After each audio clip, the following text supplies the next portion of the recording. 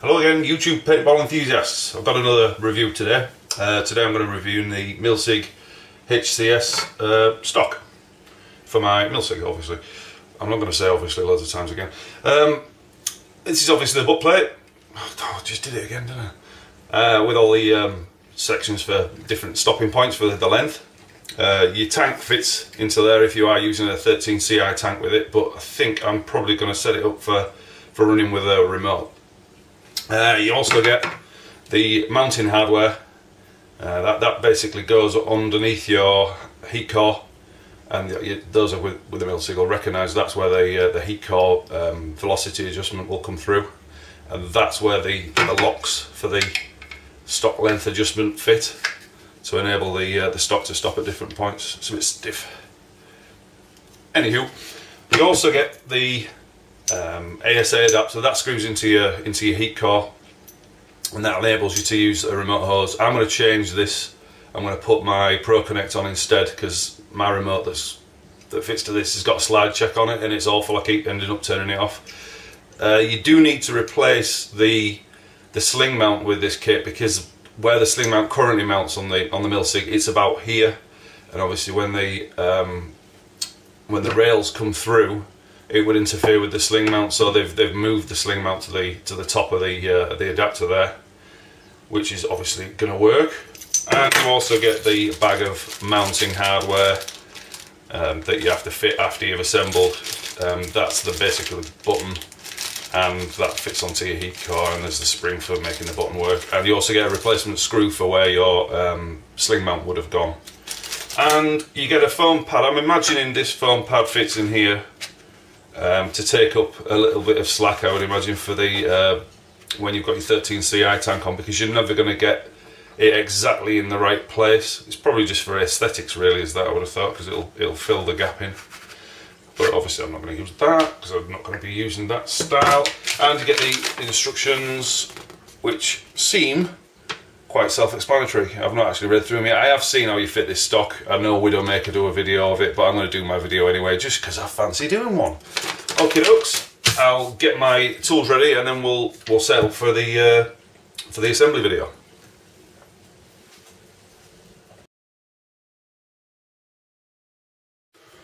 Okay, so we're back with the assembly portion, or disassembly portion of the video anyway. So as I said, I'm going to take this fitting off, because I don't want this one on, and my spanner's decided to get stuck on this one. So just need to mess about and undo this.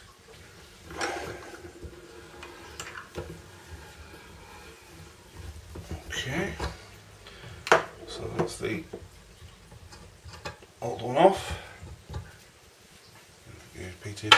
Okay, so I'm going to take a pick, if I can find the one I want.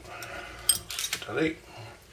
I'm just going to clean out all the PTFE from the inside, and any bits of metal swath, because you don't want them going in your gun. Best not.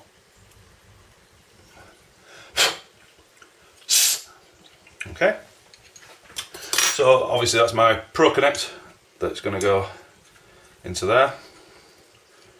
I'm going to use some, it's not actually thread lock, it's just a sealant. Just put a drop of that on and let it work its way around. Just screw that into there, back into the old vise, and then just nip it up a touch.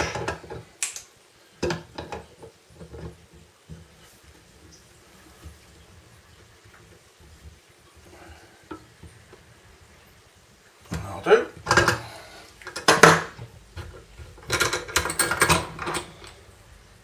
Okay, so next bit we need to do is fit. I'm going to get rid of my vise. Don't need that now. Is fit all the assembly parts, and I seem to have just, where have I put it? Where have I put it? Oh, where's it gone? I've just been blind now. Yeah, I'll put it somewhere. That's there, look, what am I doing? No, it's not. Oh, it's on here, look. It's here! Thought I lost it then. So the plastic parts that assemble over the heat core. It looks like we have to drop our grip frame off to actually assemble that, because there's a little nubbin on there. But first thing I need to do is actually take my old sling mount off. So I have actually cheated here, I've already undone this screw. But a lot of you will say, oh, how'd you get that bit off there? It's all that is a threaded rod, and then it's screwed in from both ends. So I am actually going to need my vise again, so I was a bit premature with undoing the old vise. So I'll chuck it back on.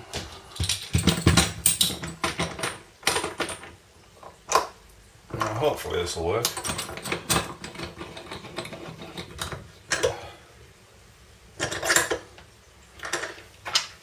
Just use an Allen key, put it in the sling, and there we go.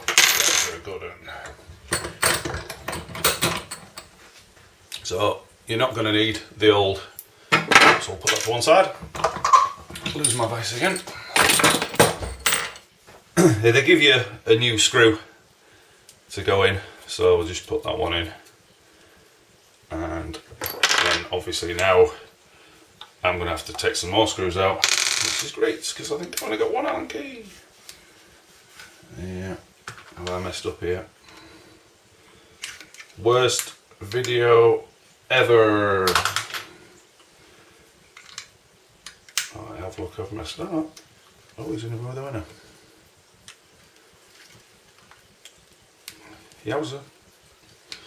Okay. It's being a pain. Being that the other end of that Allen key's messed.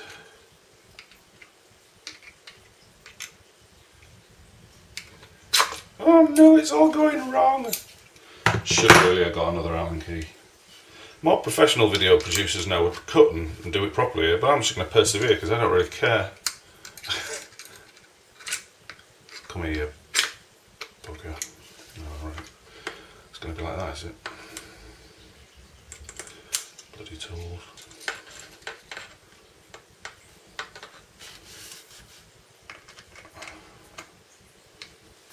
Oh, you bastard. Right, that's one.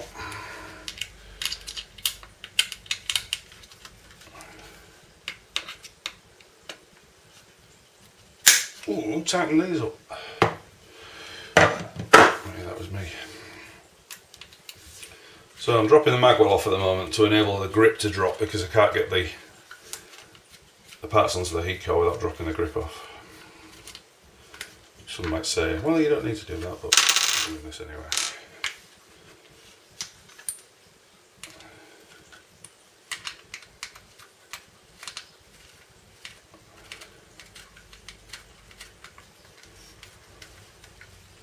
When you take your magwell off, do be careful, there's two little black washers that tend to liberate themselves. There we go. So now I should be able to lift up my grip to enable that part to go in, and then I can reassemble my grip back together again because that's all we needed to do. I'm not going to put my magwell back on because we don't need to, so just fitting this part back on again will sort the problem out.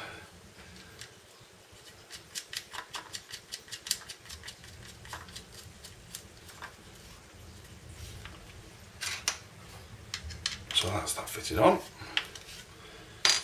Next we need to change, you get one of these with your standard matte stock, but you need to change it because the depth is different. So that one pops onto there. And then you get a screw to go into there.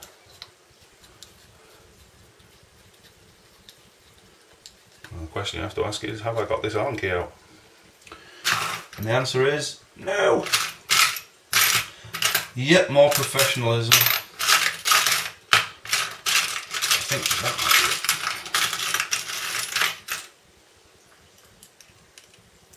it. Well, I won't tighten that one up. We'll do that later. Strident amateurism. So that's that bit fitted, give or take. Next up, we need to fit our button. Now the button just slides in, and there's a little spring that goes in that enables the button to go up and down. Now there's two retaining screws that you get that screw into these holes. They push mainly all the way in, and then they're just threaded for the last bit. And I've messed up, and I haven't got a screwdriver. Screwdriver ahoy!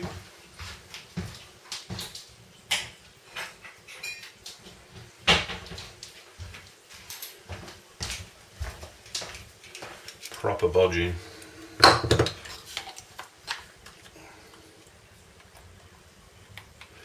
So all you do is nip these screws up just to retain that button.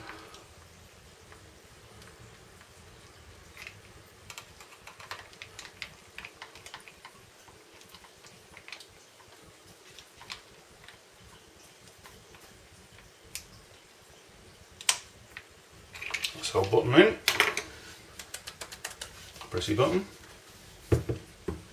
I'm just going to refer to the instructions for a slight second, because I've found an O-ring and I'm wondering, am I actually putting that O-ring in potentially the wrong place? And the answer is, it doesn't reference that O-ring. It must be a spare, which is nice. It gives you a spare O-ring. So next part to fit is your ASA adaptery business. Screw it in. Once you get to a point where you're struggling a little bit, if you put an Allen key through the hole, you can tighten that down to enable you to screw it in. Doesn't need to be rock hard tight, it's only holding it together. That's not going to undo itself when you're using your gun at all, because there's pressure on the air from the air for that, so you don't need to tighten it up ridiculously. Now, some might say, well, you don't need to put lube on there, but I'm just going to put a little bit of grease on there just to make putting it back together a bit easier. As with everything in life, it's always better with a bit of lube. And then you see this? Struggling now. What have we done here? Oh yeah, what a dime bar. Yeah, we do that, don't we? So that's your actual air adapter. It's quite clever, is this? The air comes through a little hole inside there, and then obviously the two O-rings stop the air leaking out from either end, and then it finds its way through to your gun, which is good. And then that bit goes on the back, and use the screw that came with. Nip that down.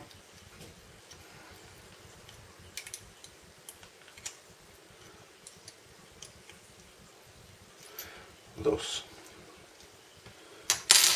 And now that's still be able to move about. And now that's pretty much it. Now you just have to fit your stock. Push the button. Job's a good one. Look at that. Tidy. We like that. Obviously I'm going to have to reassemble all this business back together, but in theory that is ready to go. If you were going to use it without the remote line, you wouldn't fit the adjuster into the ASA. You would literally just screw your 13 CI in, and then you'd set your stock distance to fit. You know, you'd slide your stock off, put your 13 CI on, then slide the stock on afterwards, and then put it to a length to suit. Obviously, with this thing in, if you were feeling inclined to put it in. Okay, so I hope that's cleared things up for some people if they were interested in whether this was going to be a good purchase for them. But I think it's good because it's a lot lighter now than my old stock. I used to have a Wrap 4 buffer tube, and it weighed an absolute ton. I reckon it weighed a kilo. It was ridiculous. But this is a lot lighter, and obviously you can get a lot tighter to your gun with it, which you couldn't do with the Wrap 4. It had a minimum length of at least to here, whereas now I can shoulder a lot tighter. Cool.